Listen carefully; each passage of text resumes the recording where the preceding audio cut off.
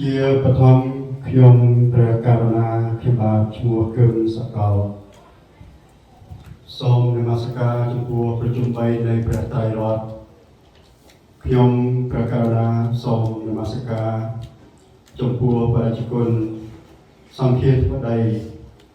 សិរិបញ្ញាធម្មសុផាន់ដែលជាព្រះចៅអធិការវត្តសង្ឃិការាមទីក្រុងលិនខ្ញុំព្រះករុណាសូមនមស្ការចំពោះព្រះជគុណបញ្ញាបតិបោបសុផលព្រះចៅអធិការវត្តរតនរង្សីរីវៀនៅរដ្ឋ Massachusetts ហើយក៏ជាអនុប្រធានសមាគមព្រះសង្ឃខ្មែរសហរដ្ឋអាមេរិកខ្ញុំព្រះករុណាសូមនមស្ការចំពោះបរិជ្ជគុណចន្ទថេរោខ្ញុំកណាសូមនមស្ការចំពោះបរិជ្ជគុណពុទ្ធសត្ថាខ្ញុំកណាសូមនមស្ការចំពោះបរិជ្ជគុណអន្តជតោ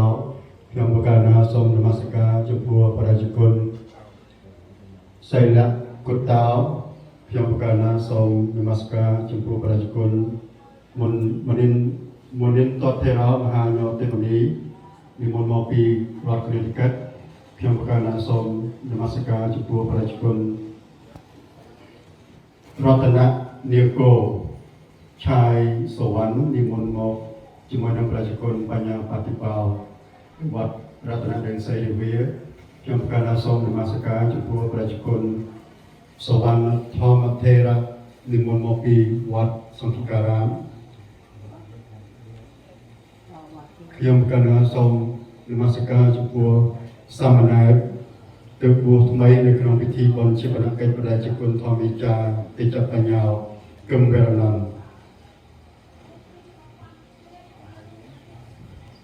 សូមគោរពដល់លោកប្រធានគៀងពិសិដ្ឋប្រធានគណៈកម្មាធិការវត្តគៀវង្សាបុប្ផារាមអាស្រមសមាធិសន្តិភាពសូមគោរពដល់សាលវ័នសាលវតីយុគិវចរសាមរួមថ្នាក់រៀនព្រះធម៌បកតិកធម៌ជាមួយនឹងប្រជាជនទេចបញ្ញាសូមគោរពដល់ញាតិញោមពុទ្ធបរិស័ទ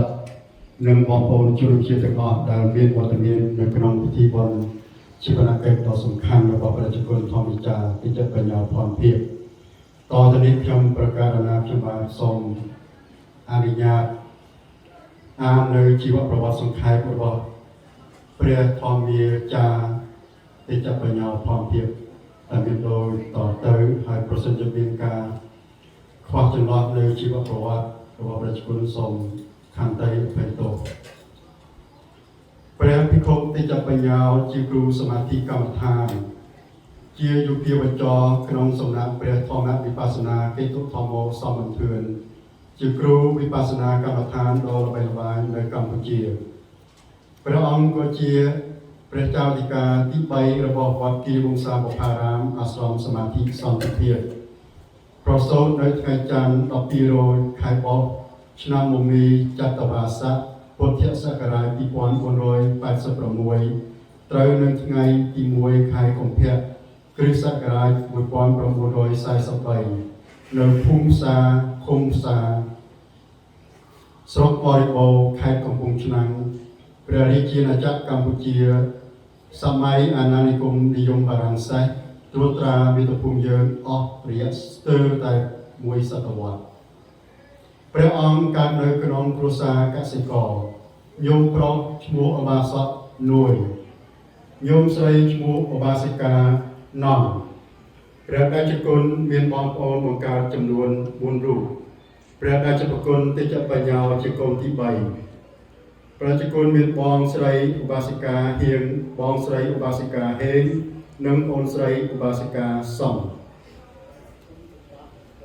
ការកសាងព្រះភ្នោះក្នុងព្រះពុទ្ធសាសនានៅក្នុងសម័យសង្គមរាស្ត្រនិយមព្រះតេជគុណទេចបញ្ញាបានបំពេញឧបសម្បទាជាភិក្ខុនៅក្នុងពុទ្ធសីមាវត្តវិហារលួងផ្សារនៅជាប់នឹងថ្នល់ជាតិលេខ5ស្ថិតនៅឃុំផ្សារស្រុកបរិបូរខេត្តកំពង់ឆ្នាំងហើយនៅពុទ្ធសករាជ2508ស្មើនឹងគ្រិស្តសករាជ1964ព្រះអង្គបានសិក្សាចប់នៅសាលាបាលីរោមក្នុងថ្នាក់ត្រីតូនិងឯក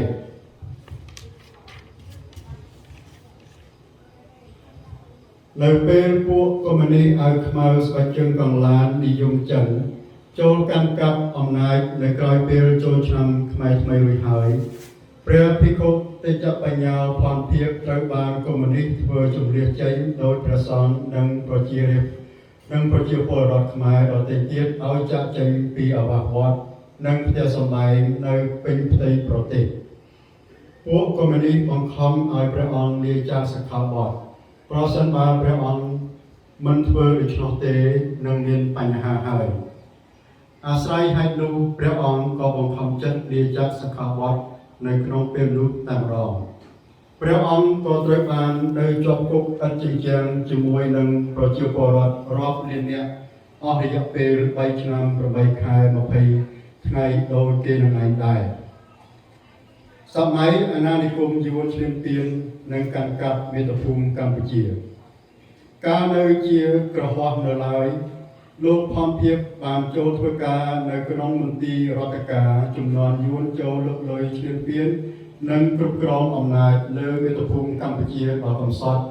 និងលើប្រជាពលរដ្ឋខ្មែរដ៏អភ័ព្វបានជាស្ថាពររួចរាល់ហើយនៅពុទ្ធសករាជ2522ស្មើនឹងចុងសករាជគ្រិស្តសករាជ1978នៅពុទ្ធសករាជ2524ស្មើនឹងគ្រិស្តសករាជ1980លោកផនភាពបានរៀបអាពាហ៍ពិពាហ៍ជាមួយនឹងកញ្ញាច័ន្ទស៊ីគីមចំណងអាពាហ៍ពិពាហ៍របស់គូស្វាមីភរិយានេះមានកូនប្រុសមួយជាមួយគ្នាហើយកូនប្រុសនោះក៏បានស្លាប់បាត់បង់ជីវិតទៅវិញលោកផនភាពបានចូលធ្វើតបអស់រយៈពេល3ឆ្នាំគេឲ្យកាន់លុយទាំងបាវចំនួននោះសម្រាប់បើកប្រាក់ខែជូនកងទ័ពដោយមានសេចក្តីបារម្ភដល់សុវត្ថិភាពនិងសេចក្តីគ្រោះថ្នាក់លោកក៏បានផ្លាស់ការងារទៅធ្វើនៅឯតុលាការបានអស់រយៈពេលចំនួន10ឆ្នាំដោយឃើញប្រទេសកម្ពុជាដែលធ្លាប់តែមានភាពរុងរឿងល្បីល្បាញនៅលើសកលលោកប្រឈមនឹងការខ្វះអ្នកចេះដឹងខាងវិស័យព្រះពុទ្ធសាសនាច្បាស់លាស់លោកផនភាពដែលធ្លាប់បានបួសរៀនជាភិក្ខុនៅក្នុងសាសនាព្រះសម្មាសម្ពុទ្ធជាម្ចាស់នៃយើងក៏បានចូលទៅធ្វើការនៅឯមន្ទីរធម្មការនិងសាសនាក្នុងចំណោមអង្គការសហប្រជាជាតិហៅកាត់ថាអ៊ុនតាក់បានអស់រយៈពេលចំនួន5ឆ្នាំ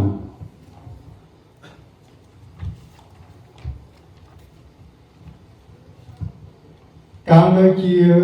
ខេរីវិននៅឡើយលោកផនភាពបានអញ្ជើញចូលរួមធម្មយាត្រា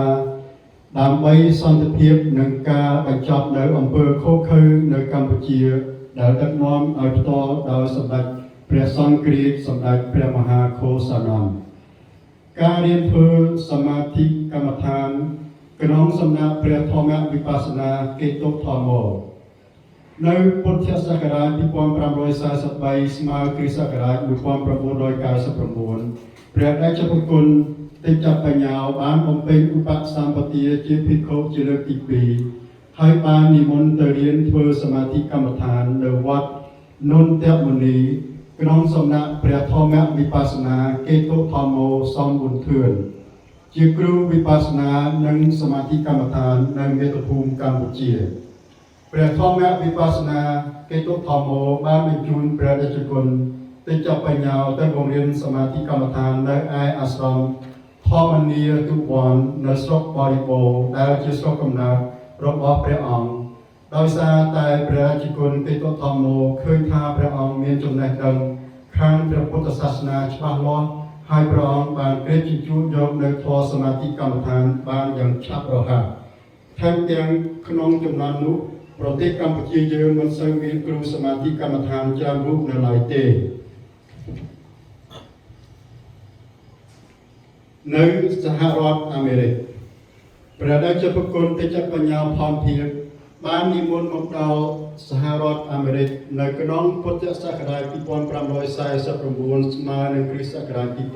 2005ហើយបានគង់នៅក្នុងពុទ្ធសីមាវត្តគិរីវង្សាបុប្ផារាមអាស្រមសមាធិសន្តិភាពរហូតមកព្រះអង្គនិងគណៈកម្មាធិការវត្តបានបើកបង្រៀន បានបើកវគ្គបង្រៀនសមាធិកម្មដ្ឋាននៅរៀងរាល់ឆ្នាំតាំងពីពេលនោះរហូតមកដល់បច្ចុប្បន្នកាលនេះព្រះរាជប្រគុណធ្លាប់បាននិមន្តទៅបង្រៀនសមាធិកម្មដ្ឋាននៅវត្តព្រះពុទ្ធរាំងសីស្ថិតនៅទីក្រុង Houston រដ្ឋ Texas ដោយមានការអមដំណើរពីឧបាសិកាត្រឹមនារីនិងឧបាសិកាគឹមវណ្ណមុនីនិងបាននិមន្តទៅបង្រៀនសមាធិកម្មដ្ឋាននៅវត្តខេមរៈរុក្ខារាមស្ថិតនៅរដ្ឋ North Carolina ផងដែរ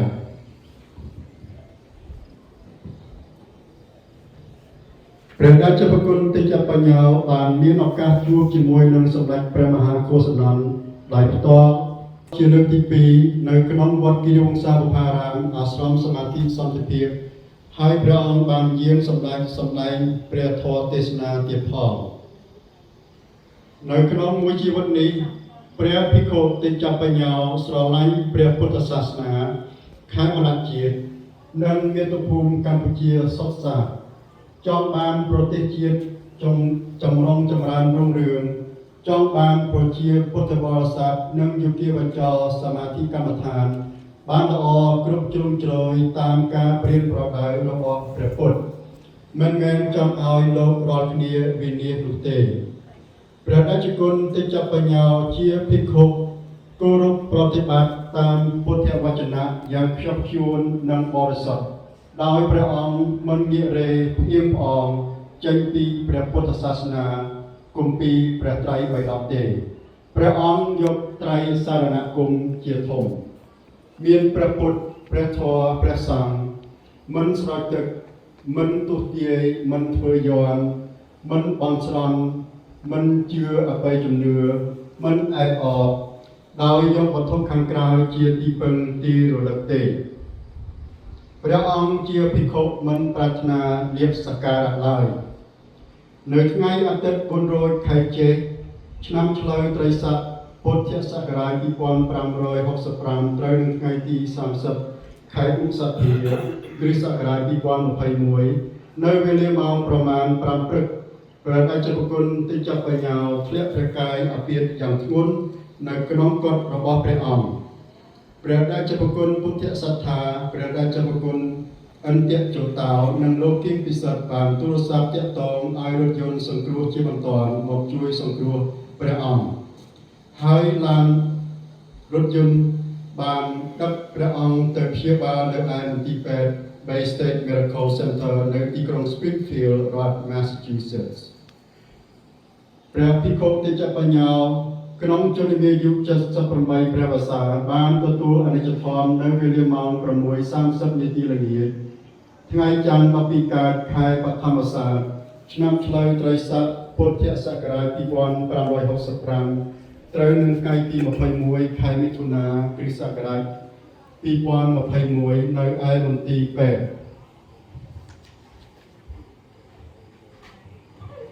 មរណភាពរបស់ព្រះភិក្ខុទេជបញ្ញោផនភាពជាការបាត់បង់ភិក្ខុក្នុងព្រះពុទ្ធសាសនាជាការបាត់បង់គ្រូសមាធិកម្មដ្ឋានព្រះឧបជាព្រះចៅអធិការ